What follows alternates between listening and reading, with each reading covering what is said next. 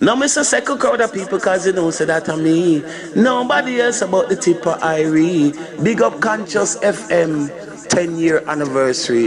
This is Tipper Irie saying, keep it locked to Conscious FM. 10 years in the industry and still going strong. Blessed love.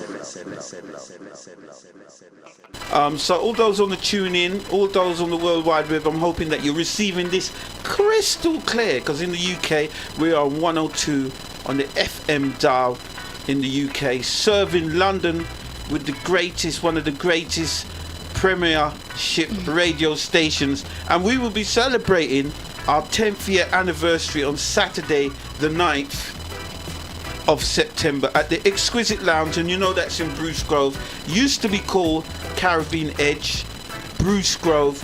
Doors open from 10 p.m. to 4 a.m. I've been told that there are a limited amount of £5 tickets. Get in contact if you've got the flyer with the numbers that are on the back, or link one of the DJs. We're gonna say big up to he says Lady Essie and Brother Ducky and Super Supreme, and that's from Willie B. How you doing, Willie B? We saw you. Willie. Hey, can you put the B on it? Willie B. I don't like when women just say hello to Willie. You have to say Willie B, you know. Hey, Willie B. You can take this wrong. We got Jammers in the studio. I don't know. Jammers has just turned in the studio. Hey, Jammers. And he's come in a suit, three-piece suit. Hey. What? This is going to be... Waistcoat Wednesday. Waistcoat Wednesday. Next he's going to bring out one of those pocket watches and go... He looks like he's come straight out of the 1920s. Yeah. Dr. Watson. Yeah, Dr. Watson. Now you need your pipe. Yeah. Okay. Anyway, back to Brother Jammers. The etymology. You came with the theory. Everybody went, theory? I've got to think of another word, but you came with a... what can observation. I say? Yeah. A 5-point observation. 6-point observation. Repeat that again. Your... Well, basically, firstly, before I go into that, is basically what happens is one set of people have been taught the rules of grammar. Yeah. And the elite, they go to grammar schools and they can argue and shout and scream at each other in Parliament, even when there's a bar there, and they're shaking hands at the end of it. You see, so they've learned, and they go from a young age, they go to debating societies and they learn how to pick holes in argument. Yeah. And they've got certain rules and strategies because the language is made up of a lot of trickery. You see, and the reason what happens is we are not explaining the language. Where we are explaining the language, explain means you leave it plain, and then we come plain. So we end up in an argument, dispute, fight, fisticuffs, verbal battles, stab up people, and because we don't know the skills. So the tricks of the trade. So what we're doing at the Speakers Club, we're inviting you to come down, learn the tricks of the trade, so that when you confront certain people who they don't really want to hear your point of view, they just want to take advantage of you, you have the tools of the trade that you can go in a verbal combat with them and come away successful. Okay, I was just going to mention something. Brother Dougie, you want to say something? Yes, first I want to big up to Conscious Radio, big up to all the DJs, presenters on Conscious Radio, big up to the last presenter, Joe Uprising, for a fantastic show. It's a beautiful solo bowl team. And big up the management, you know. I've been, just chilling back a little bit and listening to the reasoning and, hearing the banter and so forth, The reason why I jump in, because I know Jammers for a very long time. People know the history of Jammers. He come up from a DJ background. That's what I know him from, really. He's playing some big clubs in the early days, and he still plays out. So I'm quite amazed when Jammers been putting an event called the Speakers Club, where I'm very much involved with. But I want to spring things on his head, and I've been taking some notes, right? And this one's about how to win an argument. I said how to win an argument. No, then, what you find? What you find, right? What you find when you're in an argument that one person is right. Well, if I'm right, you're wrong. Well, they think you're right. Hold on. If I'm right, therefore you must be wrong. Yeah. Right? I think we're going to have the argument over this, Yeah.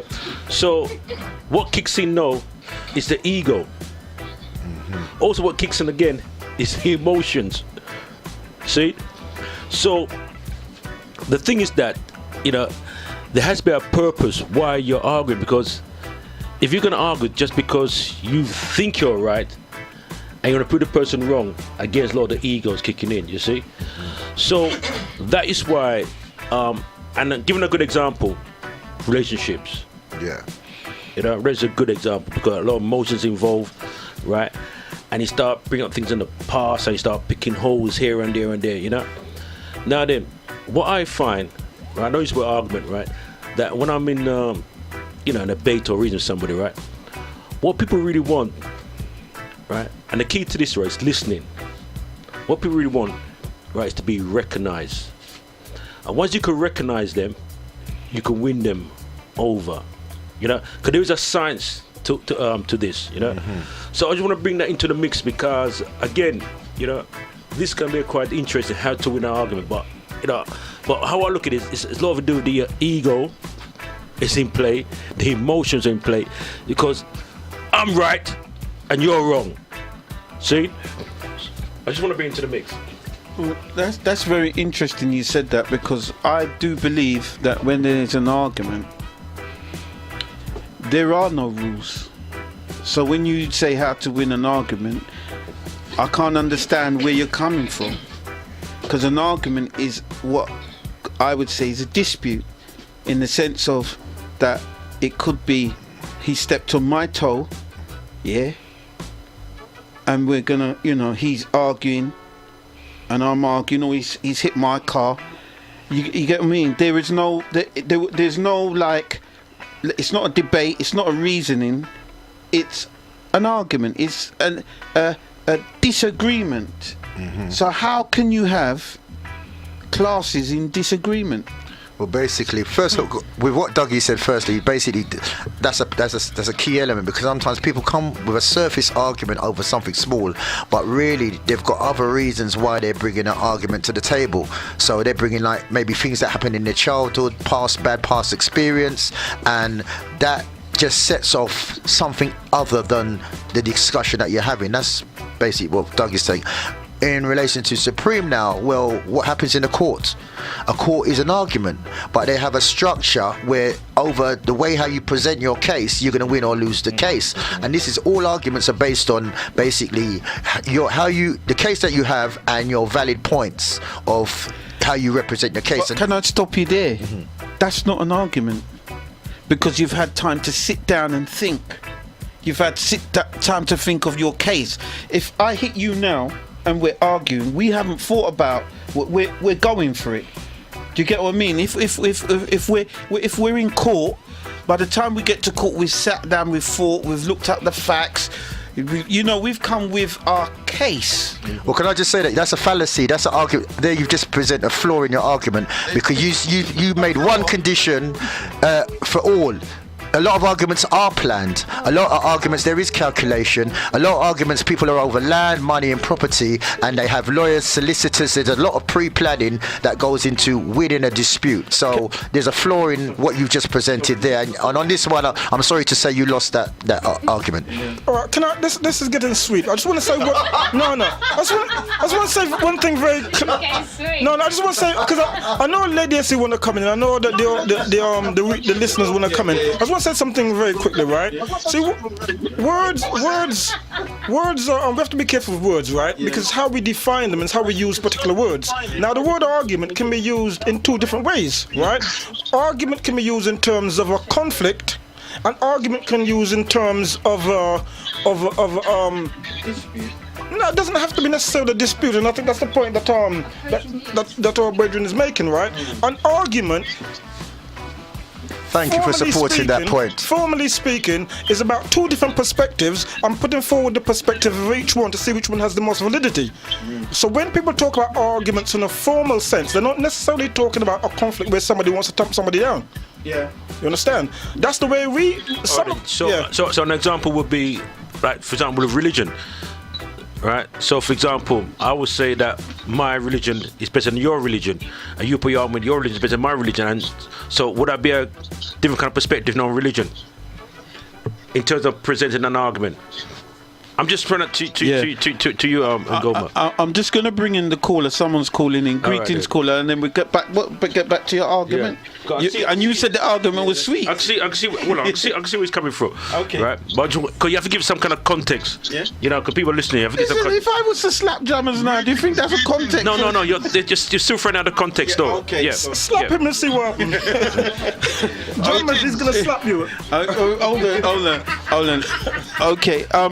Greetings, caller. Greetings, African Muhammad speaking. Africa Muhammad. Okay, my brother. What? Yeah. Hold on a minute.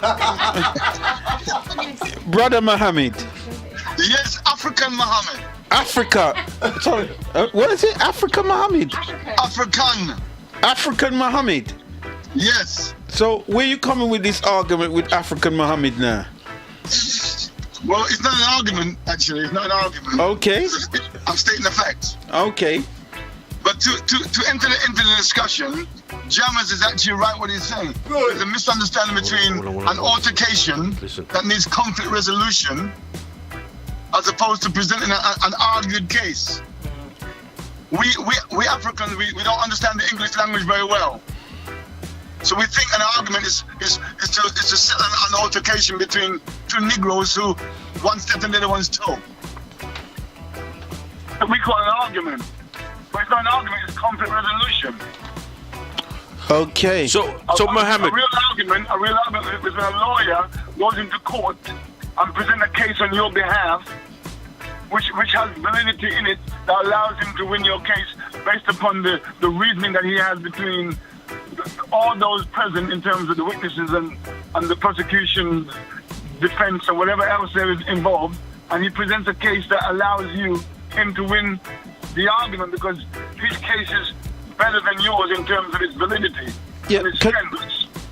Mohammed, I just want to say the quality of your call, I don't know if you're on hands-free, but it's flanging a bit, so... I've got two hands, but the phone isn't in them. Okay.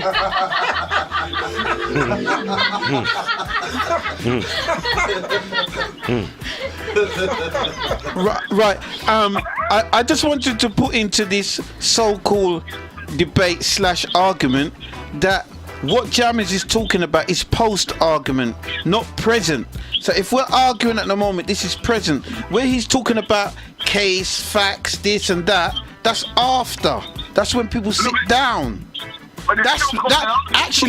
That's a form of reasoning. When you get your side and I get my side to debate who was right and wrong. If we're in an argument, it's what's happened presently, not post after. Because Supreme, that's not an argument.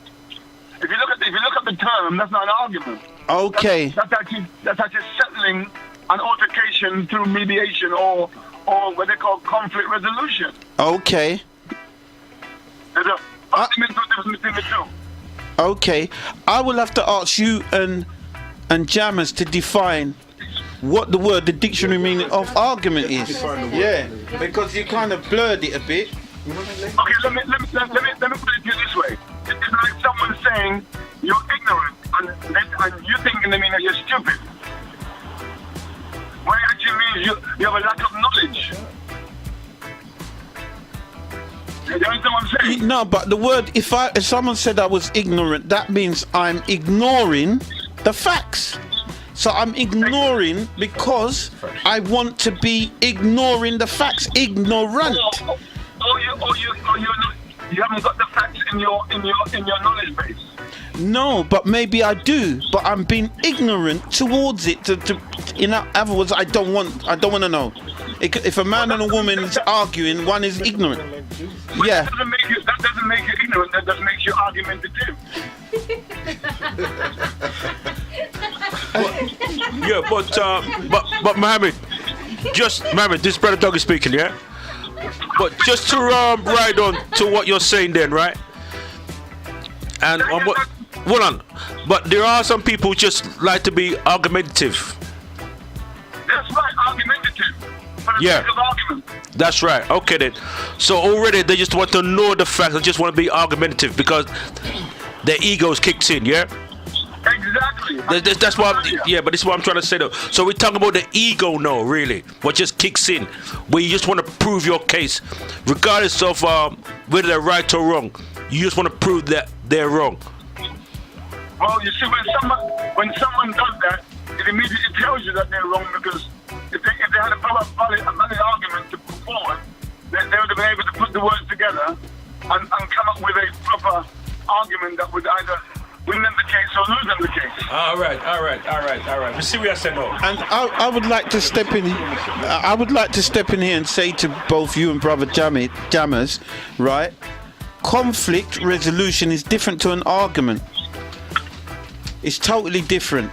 Because if we're in a conflict resolution, that will mean that I want a resolution, so I'm gonna calm myself so that person be calm. Give an example. You must give an example. For me? Yeah, give an example. We talk. Okay. Just give a proper example. All right. If conflict resolution in the sense that someone has asked for a service, someone's come around, they've asked for a service of some kind, and the person is now being very rowdy to that person.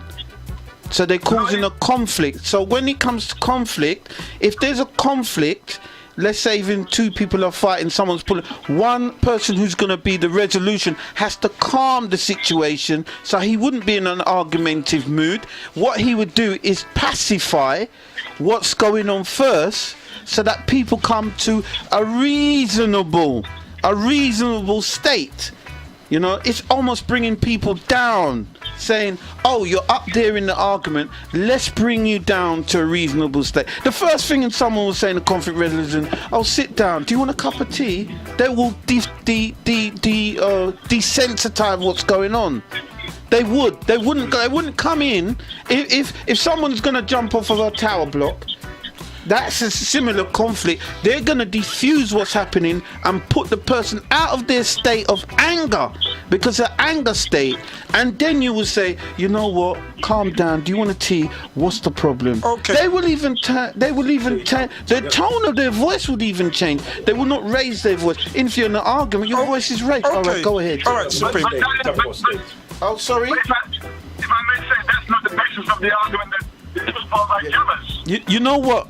You got off the theme completely to what Jammers is putting forward as an argument. Yeah, you know what? I'm going to ask him. Hold on. I used to use the word conflict resolution because of us African people, who are tendency to jump off and want to fight one another because someone stepped in their shoes. Okay, what I'm going to say, Africa Mohammed, hold tight here.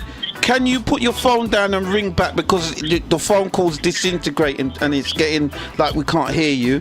I'm just going to ask Ngoma to say something. If you can just ring back straight away, please. It's just disintegrating and it's getting a bit hard, unaudible. Okay, I'll ring back. Yeah. Okay. I think I said earlier, and I think that Jammers initially made the same point. If you're going to have a discussion about anything, it's important that you have a common agreement about what you're talking about, right? Now, most words in the English language can mean a multitude of things. So first of all, you have to agree what your definition is. For instance, if we talk about the word dread, right? The word dread can be used in at least 8 different ways that I could think of off the top of my head. So if you say something is dread, it depends on the context and everything, okay? So if you're talking about an argument, we have to agree what we mean. The word argument, as I think we generally have agreed, has at least 2 distinct meanings, okay? You can be thinking in terms of a dispute between people when you're talking about an argument, or you can be talking about 2 different perspectives. If you are in a formal situation, when you talk about an argument, you're talking about a perspective as opposed to another point of view. Okay, can I just interject there? You can. Right, I'm going to bring Lady Essie in here. And the reason why I bring in it, I went to one of her Toastmasters. The word, when you say dread and a word has 2 meanings, it could be an exaggeration of a word which they call a hyperbole. Yeah? So, in one sense, dread meaning dreadful, and dread meaning, yes, brilliant. If you say dread, it depends entirely on the context that you're using it. Yeah, you can use dread to mean exactly 4 or 5 different things. It depends on your intonation, the context, what you're trying to convey, and a whole range of other things. Okay. You can't say that a particular word. You have to agree what we mean by argument. Okay. I'm going to bring in Brother Mohammed here. Sorry. Africa Mohammed. I was just going to smack you verbally. Yeah. He's still standing. The goal is now is... The point I'm making is that I'm agreeing with the argument put forward by Jamal, because we have to recognize as a people, we're not very learned in the language that we call English that we speak. And consequently, one of the reasons why we have these, what I would term as silent arguments. Okay. As opposed to having a discussion. Yeah, Mohammed, I'm gonna say, for some reason your quality of your call is not 100%. I don't know if you're ringing on WhatsApp or on the internet, but we can. Excuse me, I've got a phone, thank you. I'm using my regular minutes on my phone. Okay. Well, it might be the signal. I think what it is, I am just driving while talking to you. Hands-free, of course. Yes, hands-free. You're using hands-free. Of course, Well, I'm going to ask you that you have to come off hands-free because we want a quality call, you know. Yeah, well, I'm going to give it to the quality call to you now. Yeah. Because I'm going to be coming up to my destination. So I can speak to you without worrying about driving. Okay, alright, what we're gonna do is cut the call, you park up, and then you call back because, you know, we're fighting to hear you here.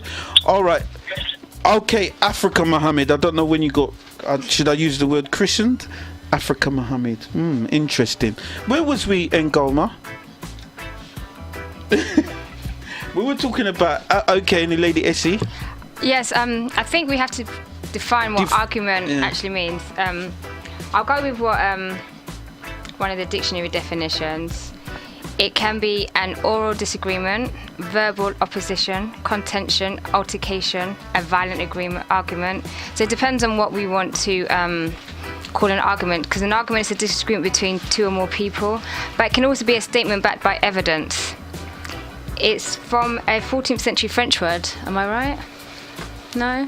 Does it go back? Yeah, it could be right. But yeah, it's an exchange of divergent opposite views. I know when I was studying law, we had to go to the muting society. You learn how to do muting and debating, so that you had to learn how to put your viewpoint across. So you had to learn to put your viewpoint across, and someone else was always going to have a different opinion to you, but you had to learn how to put your opinion across and respect the other person's opinion without getting angry and getting rude, and so you learn how to how to have a debate without. You're talking about debate. But it's still an argument because you're still putting opposing views across. You're still having opposing views. You're not agreeing on the same thing, because an argument is you're disagreeing about something. No, but all right. And so an argument, even in court, it is an argument because you're saying one thing and you're saying another thing. So you are in different courts. You're in different you've got opposing views. Yeah. And then you have to come. That's why you sometimes go, well, we're going to agree to disagree. And then sometimes some people end up with that, we're going to agree to disagree, because you can't get to that place of agreement. Well, I am actually saying that's post-argument. Can I just come in here? That's after the. Can I just come in here?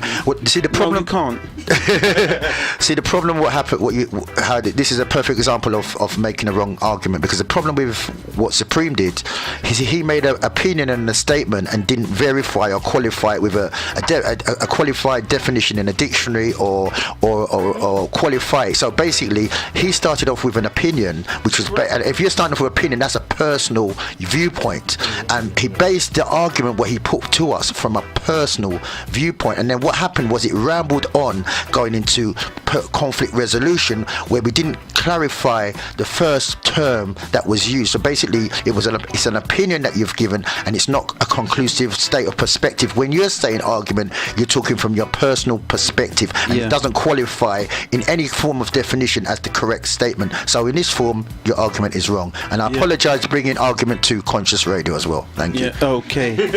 This is very interesting because I. So your argument falls. Your argument falls. And what happens is, because these things ain't ironed out, this is why arguments, they carry on getting into a fist fight, verbal dispute, because we're not using the correct principles so people can see where they're going right, where they're going wrong, where they're thinking is irrational or rational. Not even the correct ones, but the same one. The key thing is that we're talking about the same thing. If you're using two different definitions of a word, how is it possible for you to reach any kind of conclusion? If we have two different understanding of what we mean by the same word, there's no way that we're going to reach any kind of conclusion. Well, one of the things that I'm going to say, we need to right now have a scenario of what is an argument. And I'm saying an argument is when an incident happens on the spot. When, let's say, a car crashes outside. That's just your definition, though. That's not the dictionary. So you've got to clarify. You've got to clarify their viewpoint. Create your own definitions. See, what Jam has just done was wrong. He interjected without me. I said we need to lay a scenario. Okay. Right? Of what is an argument. I thought we had. She's just giving you the definition, so you're going to give us your own definition of a scenario. So you'll be in control. You'll be the Lord and Master of the conversation. This is where the word ignorant comes in. I said we need to have a scenario. He just jumped in. Okay. You understand? So he himself is causing an argument. Right. I've never seen two people on the road and there's a car crash and they sit down and say, "Hold on a minute. Let's have a cup of tea and let's discuss this." You've never been to Kensington. You've never been to Kensington and seen a car accident. What is your obsession with this cups of tea business? Okay. I'm going back to a message from Raz Cash. Dreadlocks made us invent hairbrushing. That's one of the messages. It's probably from a previous what we were talking. The point is people always be who they are. Those are the two messages I'm reading from Raz Cash. Thank you very much. If anyone wants to send in a message or call in, please feel free. 07539 602 999. We're talking about why do simple discussions end up in verbal conflict? Also, simple emotions, isn't it? Okay.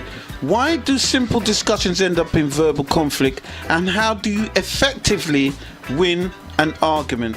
And that's what the Speakers Club is going to be doing on September 24th. I've just got to. No, I just want to jump in here because when we're talking about you're in a court, right?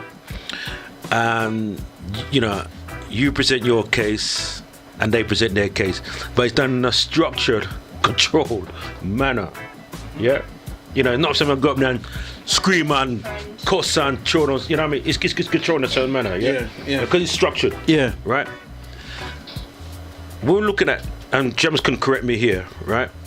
That when we look at arguments, and I think you're just trying to bring it to integration that emotions gets involved because you just vex, right? And that's where everything just jump up in the air because it's not controlled, just your emotions now, and that's where things start going out of perspective now. I don't want to throw into the mist because there's a different thing going on there. Well, I can give a scenario like in the morning when someone's on a train or a bus and someone says, "Oh, everybody move down." And then obviously someone decides they're not moving down.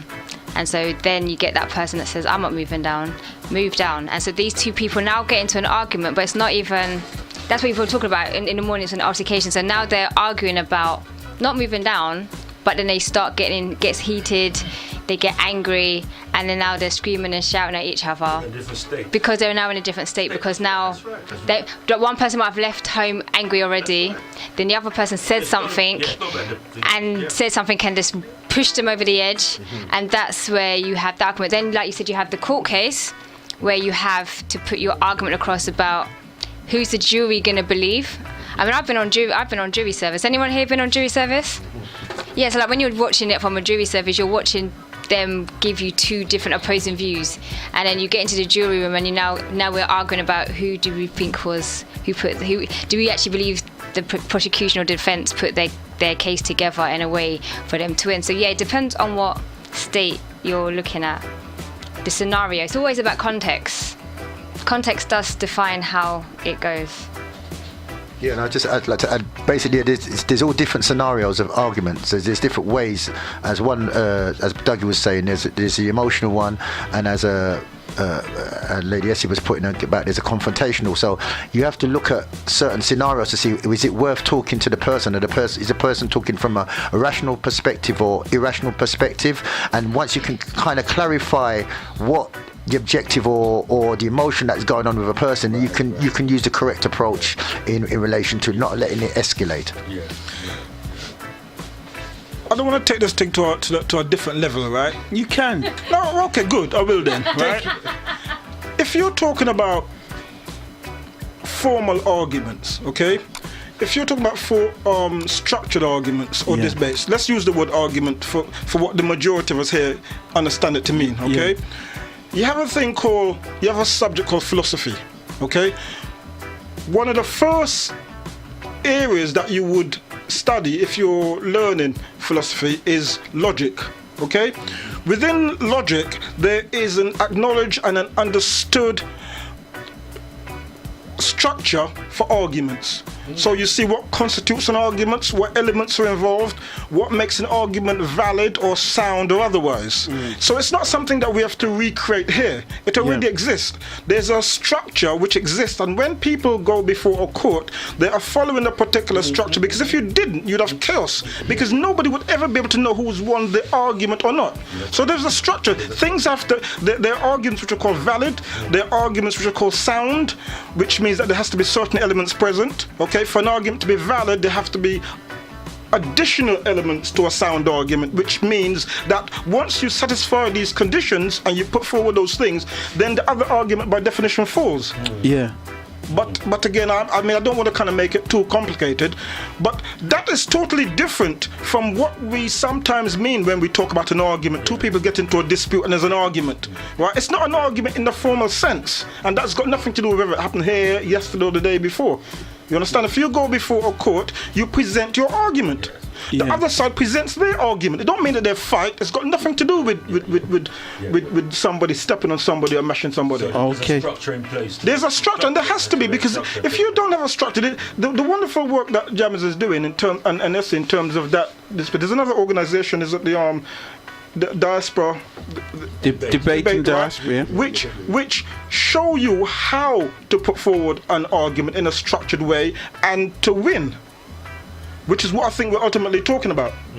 You know what I mean? So if whatever we're talking about, if we're going to be able to come to any kind of conclusion, we have to have a common understanding of the word. If five of us go into a discussion and we got five different understanding of what the word means, how on earth are we going to come to any conclusion? How's anybody going to know who we win? And then we're going to resort to some of the things you were talking about earlier, right? How you win an argument, because it's like how you win a game of dominoes, right? It's like this.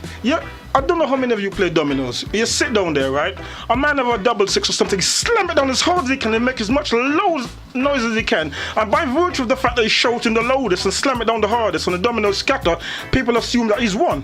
Same thing with an argument. Because somebody shouts the loudest and repeats it the most often and uses the biggest word and has more people on their side, don't mean that they win the argument. You know what I mean? If we want to win an argument, you have to know the elements involved, know what's necessary, how you put forward your case, and to show that what you're saying is valid and the other person's argument is not valid. So I mean, I think it's as simple as that. Okay. Saints, or do I win a prize or something now? I was just stating a fact, and I didn't want to become like I'm repeating myself. I'm a bit rhetorical. When you say a fact, I was stating a fact that when an incident happened, that is the argument. What makes that a fact? No. You said it's a fact. You said it's a fact. What makes it a fact? Because you said so. What I'm saying. Yeah, go on. Me and you. Yeah. An incident happens here. Yeah. That is the argument. when we go to settle it outside, No, I have to stop you there. I have to stop you there. You see, that is the domino thing. Yeah, you can't say that's a fact simply because you stated it. I tell him, man, I have double six, so I win the game. So what? He accepts it, and I win the game. You can't come into a discussion with people and say, well, this is a fact because I said so, because that's effectively what you're doing. The reason you're saying it's a fact is simply because you stated it. You've given no background, no proof, nothing at all to substantiate your point. You can't just say something is a fact because you say so.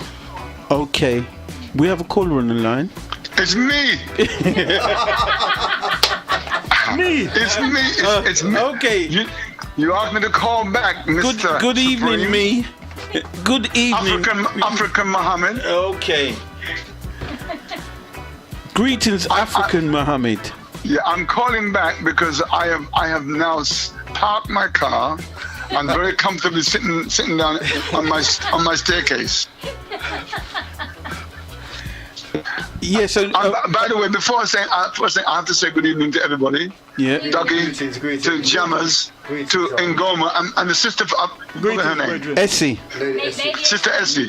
Greetings. I apologize for not saying before. And brother Dougie. And brother Dougie. I know, called brother Dougie. I said Dougie, didn't I? Yeah, he did. All right. Yeah, greetings. Hold on, someone at the door. There's someone at the door. Oh my God. Yeah, but coming back to the point in discussion, according to the dictionary version of the word argument, it simply is an exchange of diverging opposite views, typically a heated or angry one. And the second one is a reason or set of reasons given in support of an idea, action, or theory. That's the argument based in law. And in what is it called the higher echelons of the society. We as Africans have a whole different understanding of the word argument, and that's the problem. We think an argument is an altercation. Not all of us. Or we simply can't agree on anything, so it becomes an argument. So what do you think the key is now for us to move forward and master these, conflict resolution, disagreement, putting points together, because we haven't been shown the rules. So what do you think the way forward is for us now, to be able to manage ourselves? Well, my solution was very simple. I simply got the dictionary and read it. But when you bounce a man's car in the middle of the high road down in Peckham, you sometimes you ain't got access to go to your mobile phone and get the terms right. So, in that instance, what do you do? Well, at that point, I take the position of defense to protect myself against anyone who might have the idea of hurting my person. And then I will present an argument based upon his lack of driving ability. About self-defense. And use his emotions against him. But that's what you do to win a heated debate, is to first of all place the person in a position of dominance and then work them down to realize that they made a big mistake. Yeah, because basically winning doesn't just mean getting your point across. Sometimes winning is not getting involved in the first place. Exactly. It's seeing what the principles are and if it's worth even talking. Or if the person's irrational, winning is not getting into the discussion. Or as Brother Dougie was saying, if you can see the person who's got some emotional trauma that they just want to unload onto you, then winning is not even entertaining that, and it's dealing with their emotional trauma rather than the point that you thought that they were trying to put across. Precisely, and so that's why I said I take a stance of defense whilst recognizing that I'm dealing with somebody who's obviously haven't got their full their full wisdom and power with them at that moment in time. Because I happened to bump into their new BMW that they bought last week. And Mohammed, you seem to be well spoken and very astute in the language. So, how did you acquire your skills in verbal excellence or articulation? Well, firstly, I told you I read the dictionary. Right, and that's what Malcolm X done as well, yeah? Yeah, and because of him, I did it. Mm-hmm. Secondly, I've read a lot of books particularly English literature. Dickens and a variety of British and American artists or authors. And I I've read a lot of books in English literature. And I think the problem what most of us have is we're watching things like EastEnders, where it's giving you bad examples of conflict resolution. You know, the soap operas, and these are not giving you the actual skills. They're encouraging, you know, all the big movies, and even the PlayStation games. They're encouraging disputes. So this is the problem. That's even the way our youths are killing each other. They're not having a reasonable discussion anymore. You know, they're just picking up the first thing that they can find to use it against each other. So this is why this is a key thing, that the first thing for argument, you have to find out the term that people what their viewpoint is. If you don't get the term right, then you're going to try to terminate each other. But Brother Mohammed, as we often do. But Brother Mohammed, African Mohammed, I just want to jump in here because Jam did ask a question, right? How do we solve conflict, right? And I think, and even you said that, right, that one of the things we have to do now, right, is learn to listen, right? And absolutely learn to listen, right? Because you could tell when people speak, of the first 2 minutes, you can know where they're at, you know what I mean, right? And then with that now, right, you could turn things around by listening, because as we were saying earlier on, when people get worked up, they get in a state of frantic, you know what I mean? And they want to fight and whatever. But if you just calm them down and say, well, listen, you know something? And get to breathe and whatever, you can calm them right down and you can turn things around with them, you know? So it's about listening, right? And it's about really it's discipline as well, because all you have to do, right, observe how your parents solve their problem, right? Then you will have an idea to solve their problem. But if you see your parents make up a noise and shouting, you say, well, people do what they see. Very true. You know, people do what they see. But if they see people reasoning and listening, then you will know how to solve your issues as well. So it's about, to me, it's about listening. Well, I agree. I agree with you, but also, it's very important that we learn to tone the conversation down. Tone the volume down. Yes, you're right. Where the person, we're not shouting at each other. We're having a conversation as opposed to a shouting match. Sorry, but this comes to the point what Ngoma said earlier on, because when you find that people who make the most noise, right, even though right or wrong, as far as concerned, they win the argument, but I make a whole heap of noise, blah blah blah blah blah, and jump down this and jump down this. You see what I'm saying? Yeah. I just want to bounce in on what Doug said. Yeah, this is what it is. Well, especially like in the talk shows, we're shown bad examples and irrationality to win the arguments. So basically, what it is, tell someone about themselves. You know, that's one way you're going to win an argument. Use a big word upon somebody, you know, shout and scream or use threats. So we are believing that these are the ways that you win arguments. Yeah, you're right. Well, in Jamaica they say empty bar make the most noise. You see that? Yeah. You know. So my idea that I'm putting forward is we have to learn as a people to, rather than getting angry and emotional, to become more rational, so that we can have a conversation, not a shouting match. So I can disagree humbly with your idea, but at the same time not feeling that I'm less, or vice versa. That's right. You see, that is absolutely correct. And you find that very often the person with the weakest argument will resort to shouting the loudest, because very often if you can intimidate to somebody, if you can make them feel insecure, if you can use words that perhaps they don't understand, if you can get people to be persuaded to your way of thinking, what your argument might be false, you might be talking about nonsense, but if you shout it loud enough, if you repeat it often enough, if you sound sincere, if you wave your hands about to make the appropriate gestures, right, you often can. That's what happens in Parliament. That's what happens in a lot of situations. People will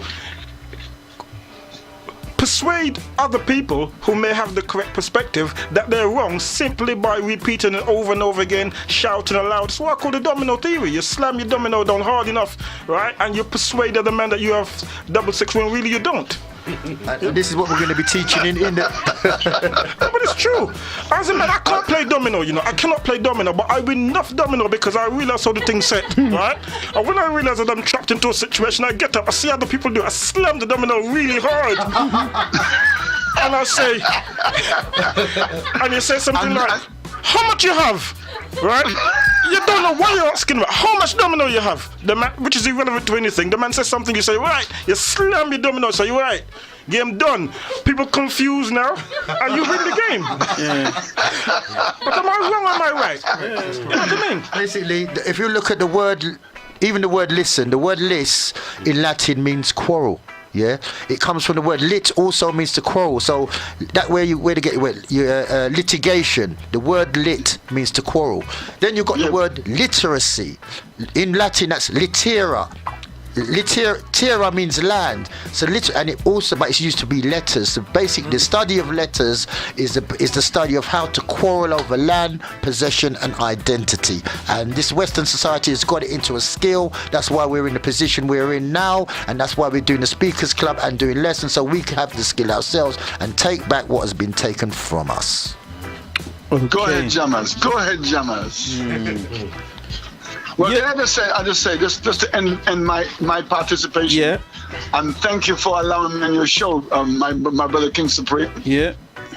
I just want to say, I think that each of you have made valid points, and I think you're all right in your own way. And my argument is, it's always good to have an argument without a disagreement. Yeah. And an acrimonious end to the conversation. Yeah. Okay. Yeah. On that point, Africa Mohammed, thank you very much for calling in. But I just want to ask one question. Yeah. You've called yourself Africa Mohammed. Why is that now? Well, because on my show, I have a few people who say, but you're Muslim. Okay. So I let them know, yes, I'm an African who is a Muslim. Okay. So hence I refer to myself now as African Muhammad. Okay. I'm still a Muslim. That won't change ever. But I'm an African who is a Muslim. Okay. On that point, thank you very much, Africa Muhammad. Thank you, my brother, and my sister, and my brothers, and my brothers. Peace and love. Yeah. Okay. Peace and blessings. And I keep listening. Yeah, you please. Yeah. Thank you. That's interesting, because at first, when I heard the word Africa, he put African Muhammad, I thought of African Bambata. I don't know if you lot remember African Bambata, head of the Zulu nation, who is he's currently in problems at the moment. Yeah, head of the hip hop, the Zulu nation. Okay, we have another caller. Greetings, caller. Greetings. Greetings. Can you hear me? Yeah, nice and clear. All right, cool. Well, my name's Emmett. I just want to big up brother Dougie, brother Jammers. Big up Emmett every time. Yeah, and you know who I am, right? Yeah. All right, cool. So I was listening in. I think this is a very, very important conversation. The only thing I'd really agree with the last caller, I don't think what he identified was the need to take out the emotion out of when we're talking. It's the emotion that's causing us to go crazy. I've actually appeared. So, for example, I've actually appeared on Conscious Radio talking to Raf Minty, big up Raf Minty, yeah? When I've gotten back to my manor, people have accused me of arguing with Raf Minty. So I've said, wait there, I don't think I've ever had an argument with Raf Minty. I asked that Raf Minty, and he said, no, we've never argued. We've had heated debate, do you know what I mean? But we've never argued. But it's because the listener themselves is emotional about what they're hearing. Do you get what I'm saying? Yeah. And it's people, and what we need to do in order to kind of crack this is just my opinion anyway. This conundrum that we're facing is we need to take the emotion out of a lot of things. You understand? Because people are feeling their way through life, and it's okay to feel. I'm not saying we're not trying to be robots or anything like that. But somebody spoke about logic, before, and somebody's talking about philosophy, and they're quite right, because what you learn is that you just have to just, I don't know, just kind of let somebody say whatever they need to say, and find the best way to just dissipate whatever it is they're saying, without resorting to violence, for example. I mean, when you look at the young people today, right, we can see there's a clear example of how emotions are just taking over. Man step on your shoes, you shoot him in his face. That doesn't make sense. But it's the emotion. You get what I'm saying? Somebody made a brilliant point. Sorry, I know there's probably two ladies in the room as well. Greetings to you two ladies. Somebody made a brilliant point in regards to, the loud person. Whoever the loudest is deemed to be the winner. You get what I'm saying? Well, if we were to just extrapolate that idea, for example, and if we were to just say, well, look at, given any black on black crime or whatever that you see, the geezer that kills the other geezer, and excuse my language and all this stuff, the geezer that kills the other geezer, he tends to be seen as the winner. You know what I mean? The bad man, he gets the accolade. Why? Yeah. Because you went to this extreme. You couldn't just keep it where it was. You had to do whatever you're doing. You see it all the time. And what we've got to be is more aware of it. Get the emotion that way. When the man... But my brother, I want to jump in there. You said something very key, right? Is to be more aware. Yeah. That is the key, to be more aware, because, as human beings, we need to express ourselves, you know what I mean? Oh, 100.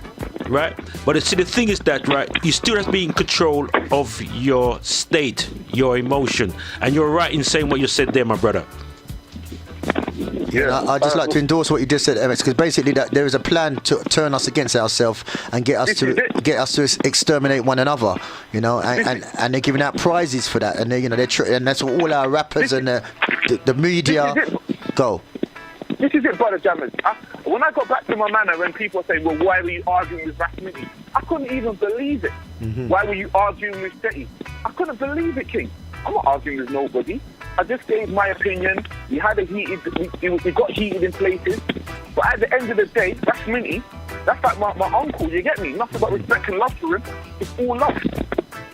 Because we have to be able to talk, reason, even if it gets animated, and for it to just dissipate, for it to just, stay wherever it is and not turn into a physical. Yeah. You have to kind of just... Yeah. But you see, my brother, but you see, and God wants to come in, but you see, again, it's how we, you have to be aware, because, for example, right, people from Jamaica, for example, right, when I'm gonna talk, right, I'm gonna top you in the chest, you know what I mean? Because they're kind of aggressive, kind of attack and whatever. But they're not aggressive way, but so some people are. I mean, when you and my mum talk, you feel she thump you in the chest, you know what I mean? But that's where she are. You see what I'm saying? So again, you have to be aware. I mean, I've got two nieces, right? One of them, this is quite interesting. One of them, you said to listen, go over there and pick up this thing and blah blah blah. She would do it. If you said the other one to do that, right, she get vexed off you, right? So you have to put your hand around her and and comfort her. But it's where we make up as well, you see what I'm saying?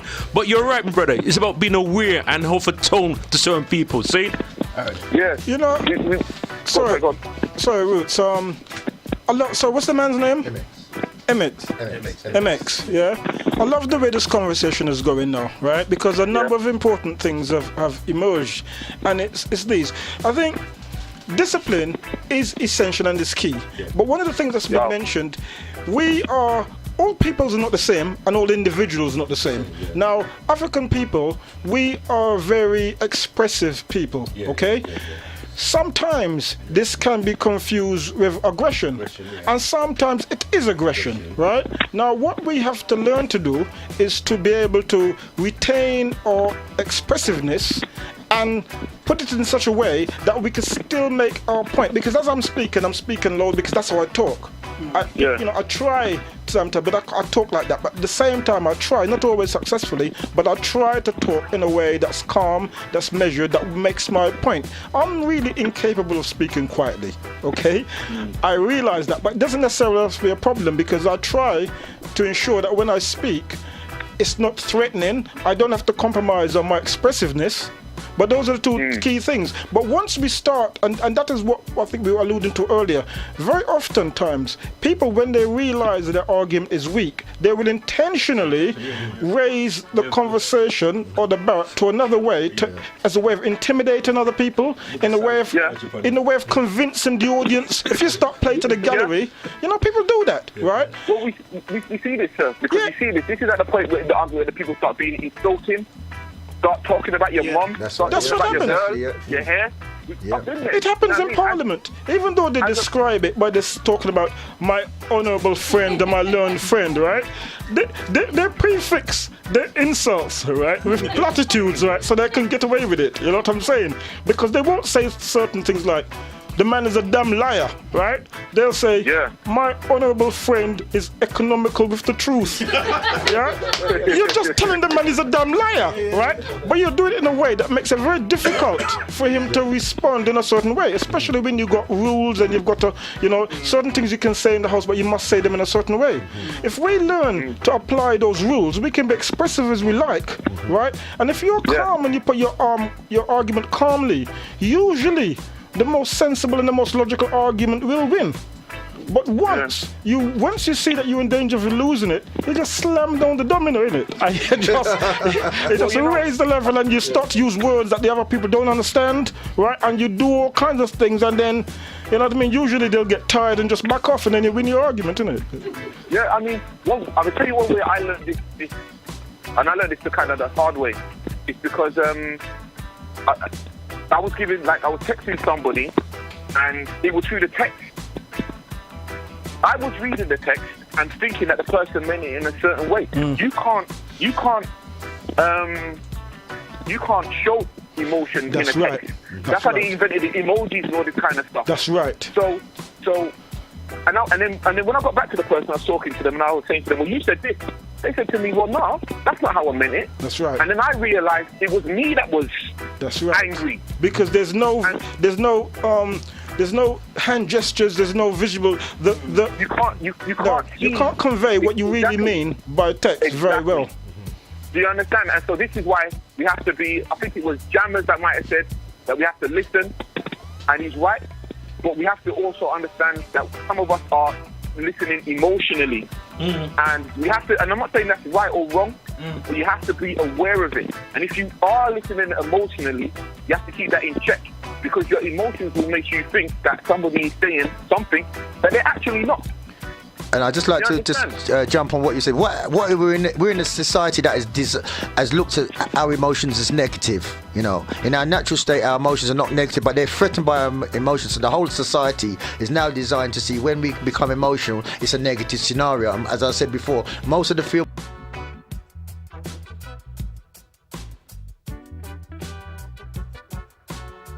integrated in a society where emotions now has been turned into a negative scenario. So we have to now look at the way we do things as the brother was saying, in a different way. Well, I mean, I don't know if anybody in the studio is aware of it, but there's a show called The Breakfast Club in the States, and on the Breakfast Club, there's Styles P. There's the one with Styles P, and he's talking about his stepdaughter who committed suicide, and at a point, Styles P breaks down and he starts crying. And then what Styles P does is he begins to explain that even as gangster rappers, they got it wrong. Because you are supposed to be in control. You are supposed to be emotional. You are supposed to, as a man, it's okay to be emotional. It's okay to show pain, to show fear, to show love. All of these things. But brother, let me jump in there, because the reason I'm going to jump in there, because you're aware of the food for argument between Seti and Uma, right? Yeah. Right, you're aware that. Now then, personally speaking, right, I feel that Uma should know better. If he knows better, he should do better. But what he done, he let his emotional run. Exactly. You see my point, right? You let his emotional run, and hold on a second, and that don't set no because people, he's got thousands, probably millions of people, he hasn't set no example, right? I'm just telling you straight as it is, see? Because as you know, as man and man, I mean, I'm a person. I talk a certain kind of way, and people might feel say but I'm aggressive, so but that's me. But I know who to talk to, who not talk to a certain kind of way as man. But if you're talking in public now and let your emotion run with you now, right? You're not setting an example at all, and I feel personally that is wrong. Yeah. Yeah. Yeah. Something. Can I just fling something in the mix just very briefly, maybe to be a little bit mischievous? Sometimes, right? Well, bro, you come to show me mischievous. What can I argue about that? No. I don't see my reason. Hey, you see how the man is still already? No. Mischievous. It's a reasonable mischievous. You understand me, right? With no malice, Right? And sometimes. When somebody reacts emotionally, it's not always necessarily a bad thing, in the sense, and I mean that in two senses. One, in the sense that people often, you can never tell what's in somebody's mind, what agenda someone really has. But very often, when someone loses control of their emotions, they reveal their true self, right? So oftentimes, the side of somebody you see when they're calm is not necessarily the right side of them. When they get riled and they're not consciously behaving in a certain way, then they revert to type. Then oftentimes you see that's what they're really dealing with. I'm not saying that's necessarily the case with the two brothers you spoke of, right? But it is always worth bearing in mind. The other thing is this. Good point there. The other thing is this. Our emotions, right? As African people, we're spiritual people, right? Not always necessarily to a good end, but not necessarily always to a bad end. But take a look at, for instance, our funerals.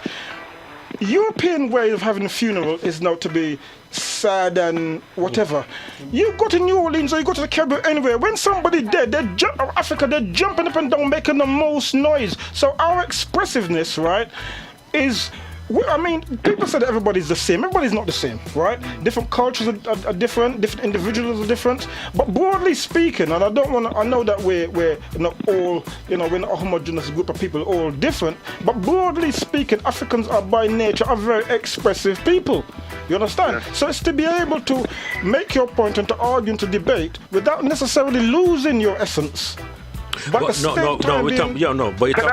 just make a quick point? And talking about two different things there, Hello? All right, come through, MX. Come through. Let me just respond to that, because the gentleman that said that he wanted to, play devil's advocate, my response to that is this. You said that people, once they get to a certain point emotional, that's when you see the real person.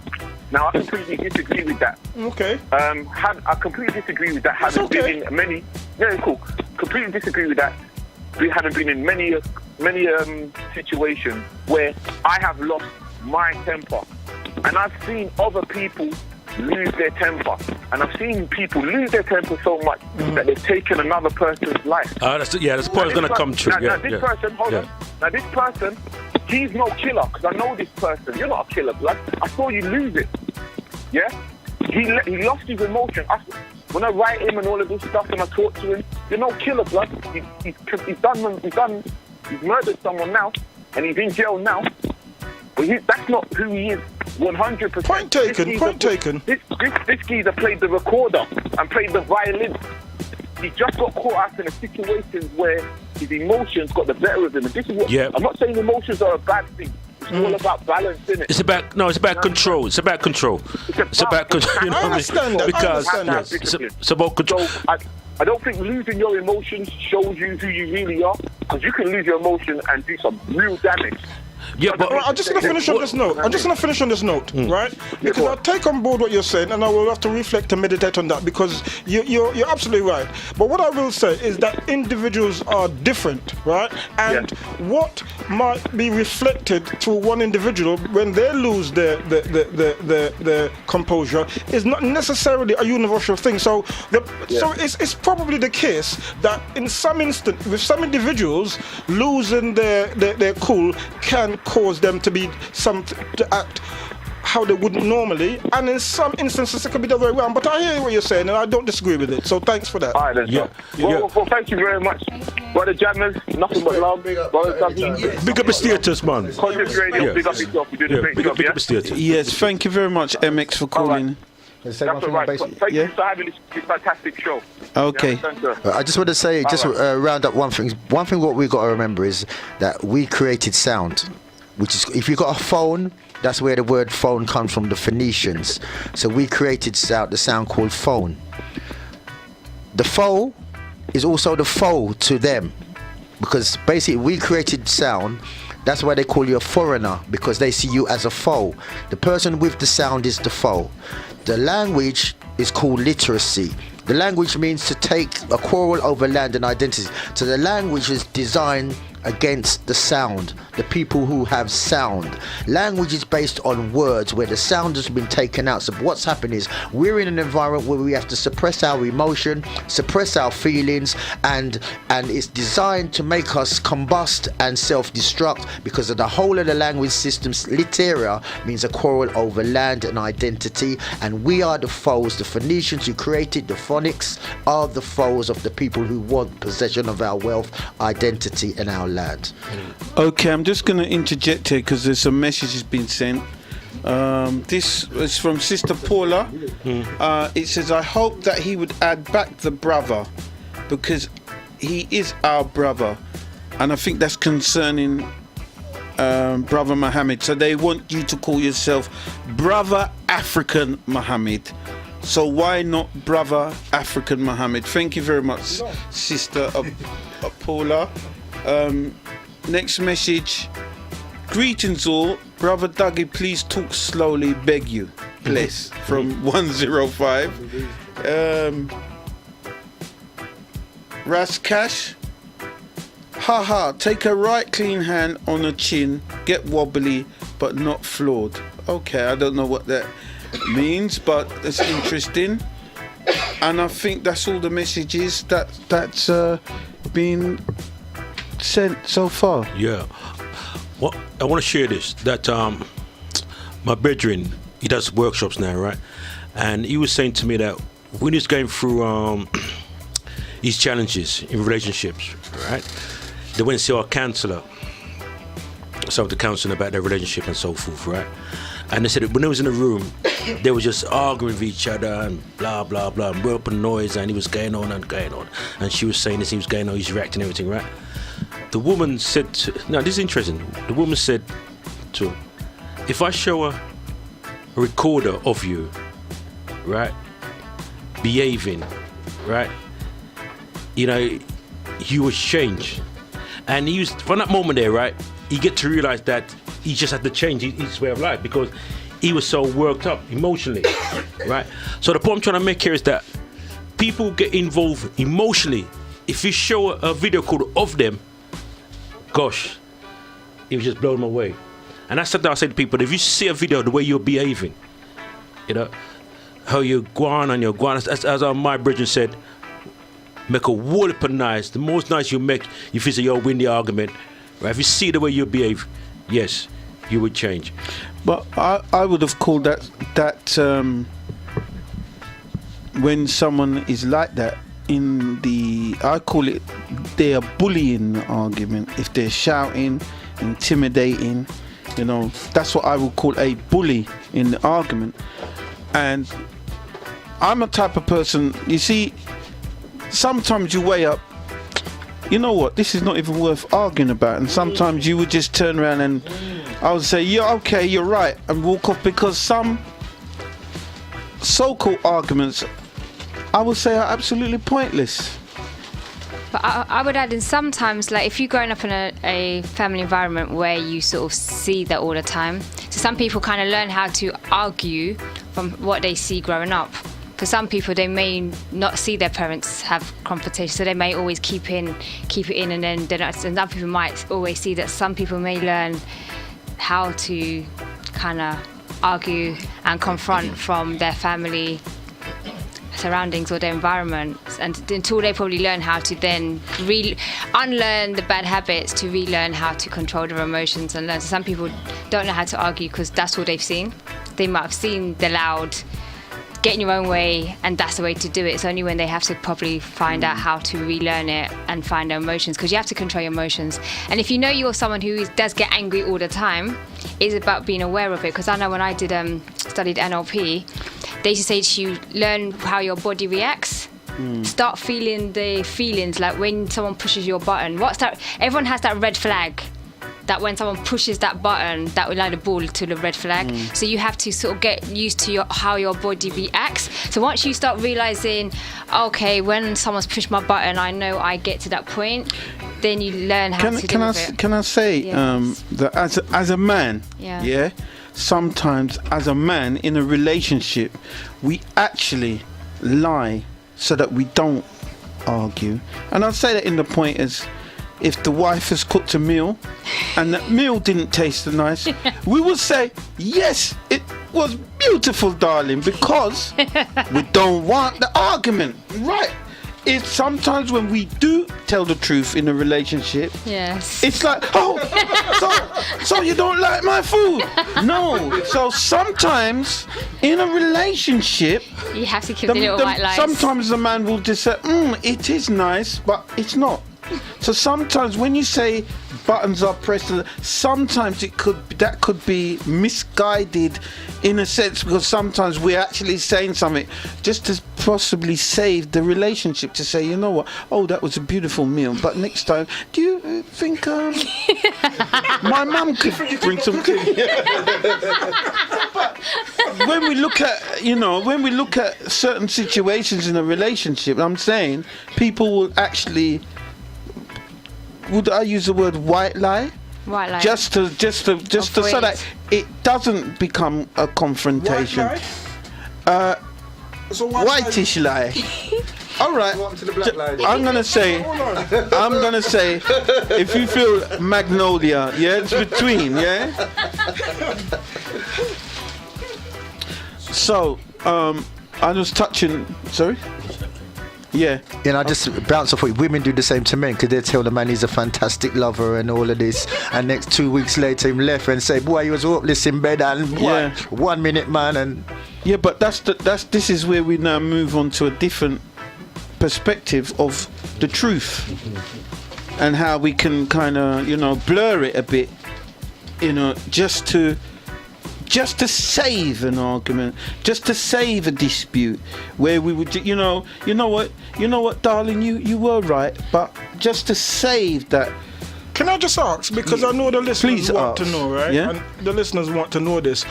Are people speaking from kind of personal experience and things? No, I wasn't speaking from. No, it wasn't me. I just wondered, Supreme sounded a bit emotional though when he was talking. Still, I'm going from case studies, facts.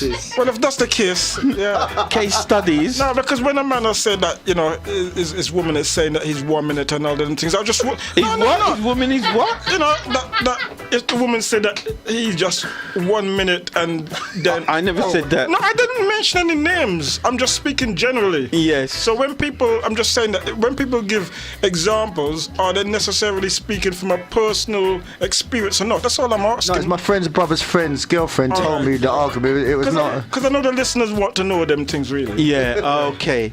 Well, I'm just saying that when we look at certain scenarios, not to cause an argument, we will blur the truth. That's all I'm saying. Just to save what is going on. So, I mean, Lady Essie said something about, doing the NLP, learning what pushes your buttons and not push your buttons. And in the sense why I said that is because if something is going to push someone's button, if it's about the person's cooking, their love making, or anything they do, their cleanliness or anything, and that button you're pushing is going to cause an argument, you're going to say, well, I'm not going to push that button because that's going to be the problem. Okay, do you mind if I ask you a question? You can ask me, or the listeners. Well, you yourself, and then, as Mr. Supreme, and then I don't know what, I know Lazy has got things to say, because I know there's enough men in the room and just her. I know she's thinking things that I don't, I have to keep on her good side, true, she's my co-host with certain events. You understand? Yeah. But I'm just wondering, suppose you've just done what I just said. What? You've just tried to diffuse an argument by saying, I know there's a woman in here, so I have to watch what I say. Did I say that? You did. All right, okay. Oh, if you didn't, you insinuated that you're not going to speak the truth because you don't want to endanger something. You've just done typically what I just said. And everybody who's listening know that you've just totally misrepresented what I said, but that's okay. That's okay because the people are not fools. Don't try to. I was going to ask you. You're just trying to take it back from what I was going to ask you. Okay. Your woman now, she says to you now, she's put on this dress, right? Which you know is ugly as hell. Yeah. You understand, right? And you're going out to this party, and she wants to look nice, and you want to look nice, but the dress is ugly, right? So she says to you, darling, is this a beautiful dress? Now, what are you gonna say? The dress, don't forget, the dress is ugly. Yeah. You understand? And you don't want her to go out in a dress that looks ugly. And she doesn't want to go out and all her friends laugh and say, how you come up with this ugly dress? So she says to you, darling, sweetheart, honey, what do you think of this dress? What do you say to her? Right, I need to go to one of Jammer's classes to diffuse how to cause an argument. About you. No, be straight, man. No hypocritical business, man. The dress is ugly as sin. You've never seen an ugly dress in your life, right? And she's gonna go out now to this party. All our friends are gonna be there. Your friend, everybody's gonna be there. The world's gonna be there. Let's look at this scenario. The dress is ugly. She says to you. No, she never asks me. She asks you. It's your woman. She's asked. You see her coming now. It's No, what I'm saying is, in that scenario, we have to give it back to the person and say, well, look in the mirror. We have to have the skill to say, what do you think? You think that's going to work? No, but I'm saying, is everything okay? Yeah. What do you think? You've got to have a way of making the person feel comfortable. Not what I understand. I could obviously say, you know what do you really think? Do you really think it suits you? Okay, and then she says, to you, no, I'm asking you. Then what do you do? Well, there's two things I have to look at. What is it? Don't forget, you want your food the next day, But this is just the thing that I'm saying, the cause and effect. Okay. Right? You know that sometimes things can hurt. Yeah. When you really tell the truth. So at the end of the day, it's a scenario here. You go out the night in that dress, and you just pretend, yes, it's lovely, save your relationship, or you. But there's other people watching who will know that the dress is ugly. Why am I worried about other people? It's your woman. So, no, but why am I worried? And I'm just asking. What do they call it? The oaths for better or worse, in sickness or in health. Yeah, but you want to keep your good health, innit? Ugly dress or no ugly dress, you go out with her, and that's it. That is your man, it's your woman. So you're not answering the question. Fair enough. Well, all right. You mean I'm not answering? All right. I have answered it. I've answered it that I would comply with whatever at the time, currently, how I'm feeling, to tell her, yes, that dress does look nice, and we'll go out with that ugly dress. Yes. And I think the listeners heard enough evidence of why they need to come to the Speakers Club event, which is taking place on Sunday, the 24th of September, 2017. Time 5 p.m. till 8 p.m. And live performances on the topic by BAP. Everybody here will be in the house. Brother Dougie, Supreme, and Brother Ngoma. That's it, right?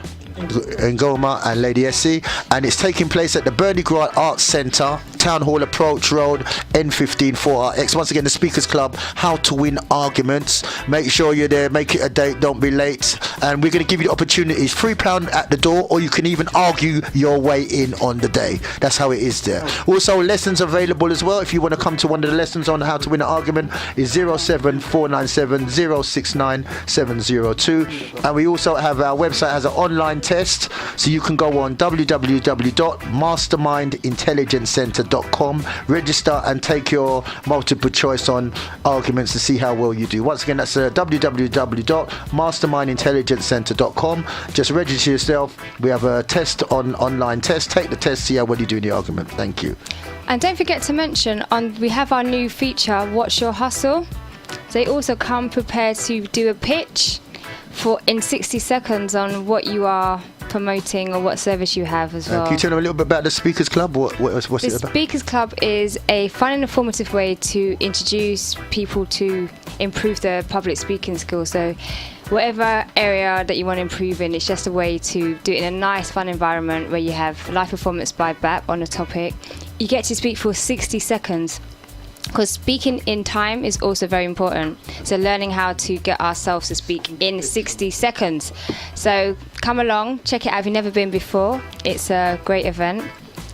And also this Sunday, if you are available as well, come down to the Attic, Hackney Picture House for the House of Amu's fundraising Summer Variety Talent Show, where me, Lady Essie, and Ngoma will be hosting, and we'll have Wayne Marshall in a celebrity panel conversation. The African Heritage Writers, including me and Ngoma, will be doing some performances from our upcoming anthology. We have Akuba Kwanzaa having a poem and addressing Grenfell Tower, Trilla Jenner and Levs and Hansi, and a production by Burning Flame Foundation. So this is the Attic, Hackney Picture House, 170 Mare Street, London E8, 1HE. Show starts at 6:30 to 10:30. Tickets are £6 online from www.picturehouse.com or on the door, £8 on the door. You can call the Hackney Picture House on 0871 902 5734. Their number again is 0871 902 5734 for tickets. Okay, I'm just going to mention an event that's happening, and that's on Friday the 6th of October, and it's Kings and Queens Book Tour. What a king and queen can achieve together. How do you become a king and queen? It's a book signing session with authors from America coming over. King Kevin Doreville, and he's the author of 7 Types of Queens, Kings and Desire. And T.C. Carrier, author of The Secret Science of Black Male and Female Sex, and Black Sun Rising, Reawaken the Warrior DNA in the Black Man. This will be at Chestnuts Community Centre from 6 to 8:30 at Chestnuts Community on Friday the 6th. So we're going to be having Sister Shazan coming in the studio on the 27th of September, where we'll be discussing the books and relationships this year. Okay. Yeah. Oh, yeah.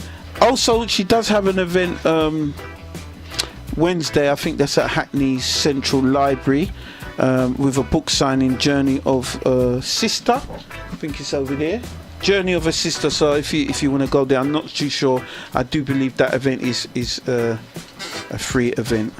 Yes. Okay, so another edition of the More Knowledge Show. We've had Brother Jammers in the studio, Brother Dougie in the studio, Ngoma and Lady Essie and myself, the Original Supreme. I look forward to next week's show, and I look forward to the listeners taking part. I've got to say thanks to MX, Africa Mohammed, Brother Nick, who I can remember. I'm trying to remember the other people that called in. Samuel, AK Minister X, also, or was he Brother X and the Minister? I'm going to let Lady Essie's round up the show. Okay, listeners, have a good week, and whatever you do, make it a good one. Until next week, have fun, love, and peace.